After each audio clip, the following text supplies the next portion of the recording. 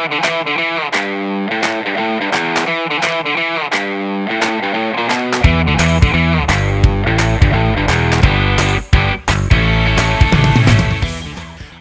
going to talk about using push notifications to maximize customer lifetime value. I want to start by thanking everybody to joining us. You know, I was just like everyone else looking forward to visiting Toronto during the summer, but this is just as good in the modern times we live in. And I want to thank Everflow for hosting this. So it's a really exciting topic for me to talk about and one of my favorite things. So my name is Emerson Smith. I'm the CEO and founder of Pushnami.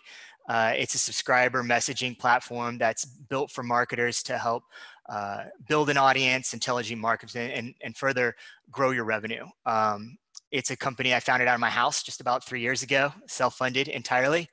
And it's definitely been the most fun venture I've ever been involved with, from the people to the clients and everything. And it's grown from us using push technology just for a few websites ourselves. And that's how the idea got started, to now sending over 500 million notifications a day, powering push for over 20,000 websites globally.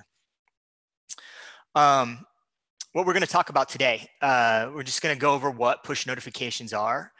We're going to talk about maximizing CLTV. That is not a television channel. That is customer lifetime value, which is a really important way to talk about how to maximize this.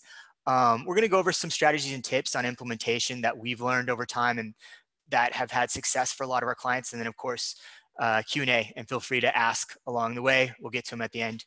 The more, the better. So let's talk about quickly, what are push notifications? And I want to distinguish first, there's two types of push notifications. There are traditional ones you've been seeing for a decade now, where you download an app and then somebody sends a push to that app. And that's been very effective for a long time. But what we're talking about today is browser-based web push, okay? The newest technology, it's been around for about 4 years, but really has only started to kick in the last 2 years. Very, very substantial growth. And we're going to go over what that looks like. So as you see on the left there, as you're visiting more and more websites on your desktop or your laptop or your mobile device, you're starting to see this box pop up on different websites that says this website wants to show notifications, allow or block. And that's what it is. The technology is there that allows you to subscribe someone with a single click on the allow and have the same power and deliverability that you would get with app-based push without requiring them to download an app. It's powered through the browser, which is already installed on every device you already have, right? And that's the first thing that I saw when I saw push technology. I was like, wow, this is amazing. It's not required to download an app, which is harder and harder to get consumers to do these days, depending on where they're going and what they're doing. And it still has all the same power, where you don't have to deal with deliverability issues that you run into commonly with email, right? We've all dealt with throughout our entire careers online. And it works on all different devices, desktop or mobile. No iPhone yet. Apple is not interested in us having this kind of power without them having control, but we keep our fingers crossed there. And so if you're on an Apple device, an iPhone really, you won't see the opt-in if the technology is done correctly. But that is what push technology starts as, and that's how you get the subscriber. And then you can see in the middle and on the right examples of how push notifications look on a desktop and mobile device, okay? Let's dig into it, exactly what's going on with browser-based push. So what you have is, first, to start off with the opt-in and why it is so successful. Unlike filling out a form where you grab an email, which people are sometimes hesitant to give out, or requiring an app download, it's a single click opt-in. And you can see on the top left there, the default browser opt-in, which is kind of the traditional old school way of doing it. And then further below is what we call the smart opt-in technology offers. And this allows you to actually customize the opt-in, make it integrate, and have full control of how the opt-in initially looks. This is something we did for Newsweek. And then further, on the right side, you actually have the anatomy of what's going on with a push notification. So very basic push notifications. You'll see just a simple square logo icon and then 2 to 3 lines of text there. As you delve in further into the power of browser-based push, you can actually add banner images and and buttons that have different actions and things like that. And it's important that you understand the anatomy there, because it's a very small amount of real estate to deal with where you want to get this message across. And so you want to make sure that you're maximizing, but these are at the highest level, all the little aspects of the opt-in and the actual push notification. So let's look at some examples. These are all clients that we have had a lot of success with in different verticals. So one of the primary verticals we see push notifications is lead gen. So this is money.com. They have a lot of great content. They also have lead generation options there. And what it allows them to do is easily grab subscribers without interrupting the process, and then offer them a lead generation, in this case, home warranty. So if they're looking at home warranty, they didn't complete the lead, they can send later like, hey, home warranties, come back and do it. But further, it allows them to monetize that subscriber in additional ways. So if somebody is looking at a home warranty, obviously they might be interested in a refinance as well. They're a homeowner, right? So at a later date, you said, look, you were interested in home warranties. Do you want to compare refinance options, right? Works great for lead gen. We love it.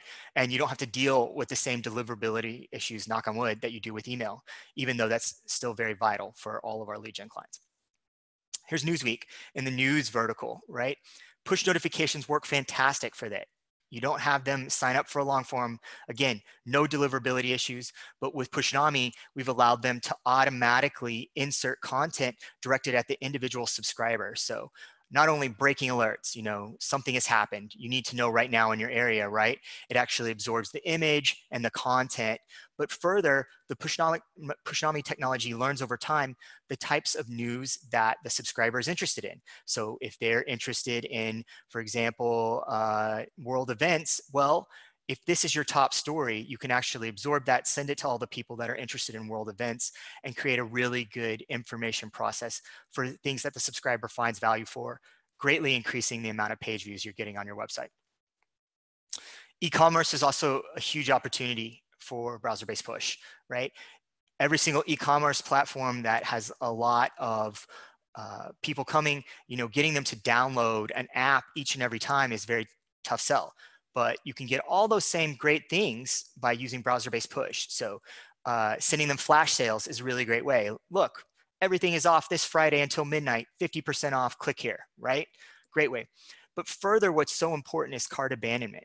With e-commerce, you see over 60% rate in cart abandonment. So somebody, in this case, Sheplers, if you're from Texas, you'll know who Sheplers are, no problem. They sell a lot of boots down here, but a big national brand. And you know, boots can be expensive, right? So they're adding it to their cart. They're deciding, well, maybe I'll go compare somewhere else. I don't know if I want to spend this money. Maybe I should ask my spouse if it's okay to charge it on the credit card, right? All those kind of things that happen. And what you can do is put them into a simple drip campaign that's saying, you know, a certain time later, hey, you forgot about this card item, come back. They didn't complete. Well, a day later say, hey, how about come back and we'll give you 10% off, right? And then maybe hit them a final time. All right, look, 20% off, come back in the next hour and do it, right? These kind of things can be game changers for clients like that. And then also we're talking about software. This is TruthFinder, one of the largest background check software systems online. You know, you want to know who your neighbor is, right? The person you met on Tinder, whatever, right? And so it's a long process when you're doing, you know, basic checks. You want to see what it is. They have to check all these different places. It can take a long time. So a great thing that push technologies allowed them to do is, one, just let them complete their search and say, hey, your search is completed. But also let these subscribers know that, hey, we found new information about this person you were looking, come back and sign up, right? So again, all of these kind of things that become essential for our clients, not just an additional thing to play with, but something that is part of their advertising budgets that makes a huge impact and allows them to move very fast because they're worrying about what performs the best rather than deliverability. Okay. Now, one of the main things we talk to all of our clients about, because this is a new technology, is how to gauge value and ROI. And the way we explain to them to do that is calculating the value of a subscriber. What is the value of a subscriber over a lifetime? It's tough to know, okay? We have, from our original websites, we use this, you know, over 3 years ago, we still have subscribers that are live, that are clicking away. So what is a lifetime? I don't know. but we have to put it in a way that's monetizable and measurable for our clients. So the first thing we explain to them is, look, let's create a window over the first 30 days. This is a very important time for any kind of digital messaging, whether it's email or search or anything like that. You've got them in these first 30 days, okay? And so what we do is we help them calculate a baseline of, okay, if somebody subscribes now, what do you expect the value to be in those first 30 days? And once you have that baseline, you can start using ways to increase it and monitor it. So globally reported, the opt-in rate for browser-based push technology is around 4%, which is pretty low, and kind of what most people think they are. But what we show our clients is the correct way to use subscription box placement, to A/B test, to try different ways with mobile and desktop and sources and identify that. And our global opt-in rate for our 20,000 websites and clients stands at over 15% now. So that's a 4x increase right now in the value of a person coming to visit. And that 15% is pretty surprising for a lot of people, but we show it time and time again. We have clients that are above 30% at this point. And that's compared to the average opt-in from an email, which is under 2. Engagement rates are very important, and you all know that in anything you're doing, right? So you'll see, the average engagement rates for a lot of these search guys is under 1%, even email is under 3%. And what we commonly see with clients coming in is they'll say, well, my push engagement is around 1.5%. And with the correct machine learning and identifying the technology and how to target down to the individual subscriber, we often see that engagement rate on average above 3% in our global thing. So again, going from 1.5% to 3%, you double that lifetime value. So it's very important for our clients. And then again, focusing on that 30-day when you see the engagement and you see that drop there. So this is what we see globally, and that just happens. And it's amazing that it seems to be right at that 30-day point. And rather than focusing on why that is, we just understand it is. And so making sure you're maximizing that, again, putting that pressure on the 30 days and all your focus can double the performance for our clients. And so when you talk about this common problem we see with a lot of people coming to us, they say, look, I've tried push technology. It didn't work out so well. And then we say, okay, look, let's first increase your opt-in rate from 4% to 16%. Well, you just had a 4x increase there. Now let's talk about your click rates. We double that. You have a 2x increase there. And then let's stay focused on this 30-day and you have another 2x increase there. And then it's not uncommon for our clients to say, wow, that was a 24x improvement in our push technology. And that's how it becomes essential. They say, okay, we've tried push technology. It's okay. You increase that 24x, it becomes essential. You have to do it. I want to go over some tips and strategies that we've learned across the way that's important for anybody using this technology. And the first question we commonly get is, how many times do I send? When do I send? How quickly should I send? And the answer is, it just depends. With a technology where you don't have to worry so much about deliverability, there's a lot of responsibility there. If you had unlimited deliverability into your email, you might be tempted to send a lot more, but that doesn't mean you're going to make the subscriber happy or make yourself more money.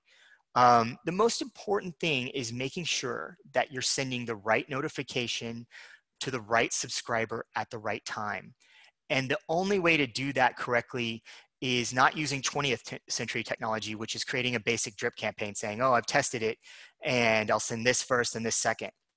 You need to use machine learning where you start saying, okay, this subscriber signed up on a Tuesday. Today is a Wednesday. It's the afternoon. It's the 3rd day of the month. They're on this IP address. They're located here. Send them this notification, because this is what's most likely to get them to consume or click. And this is something that even if you had a team of 40 human beings doing, you cannot do at scale, right? No amount of humans could drill down. You need machine learning to do this. And that's one of the first things that we help our clients set up. We use a system called Pushnami. It has been a game changer for this type of thing. The data is extremely important. The more data you can capture, it's not just about simply being able to segment yourself, but being able to feed this information into the machine learning so that it can learn and absorb things and learn from things that you might not even thought of. So a lot of these things can be detected automatically. We developed a proprietary technology that's cookieless here called Pushprint that allows us to identify a lot of different information about the consumer.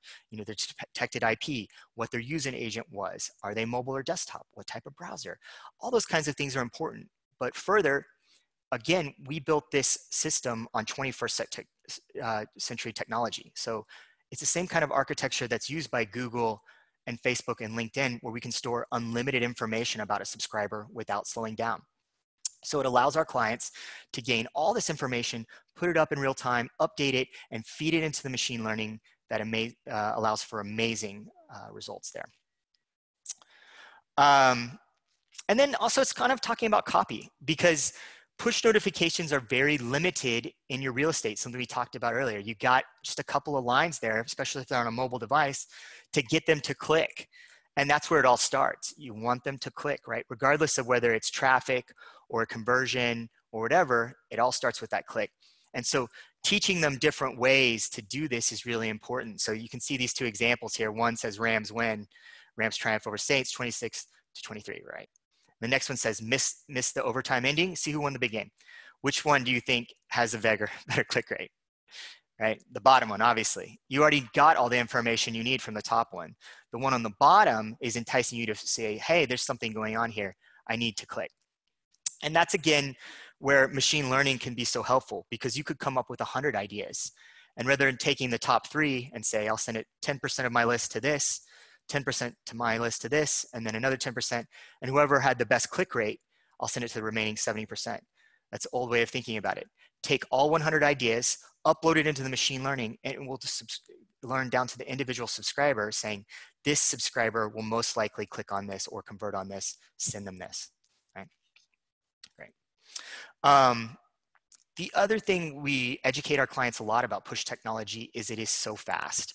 And you can use that information not only to learn and feed the machine learning, but also to help your other marketing channels. So a lot of people consider email to be very fast, but we consider it slow compared to push.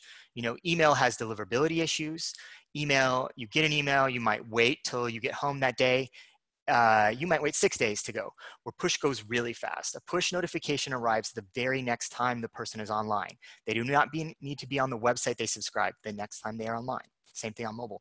So you get information very quickly within an hour, for example. You can know if you tried 3 different versions of creative, which one is clicking the best. And then you can use that information to insert into your email campaign, your paid traffic, all of that kind of thing, and share it in real time. Okay. And then the other thing we talk to our clients about is creating an action plan. I know in this business, you know, there's a very popular book about going from good to great, and it talks about the flywheel. And it's very relative to how you should be doing any strategy, but more so in push. And it starts on that top right. It starts with collecting the subscribers, making sure you understand your goals, and then optimizing by feeding the data, putting into machine learning, creating new processes, right? And then you take that profit. That profit allows you to expand your marketing budget, to expand your ROI, your value per subscriber, and then you keep putting that information back in so that you're learning every time. With every person that subscribes, with every notification that goes out, you should be feeding this into the machine learning so it learns more and more, creates a faster process, and you keep going. So that's it. You know, look, I could talk about push notifications for hours. It is one of my favorite things, but I'm not going to force all of you wonderful people to sit here and listen to all of these kind of things, but I'm happy to answer any kind of questions people want to talk about push technology or that sort of thing. And so appreciative for the time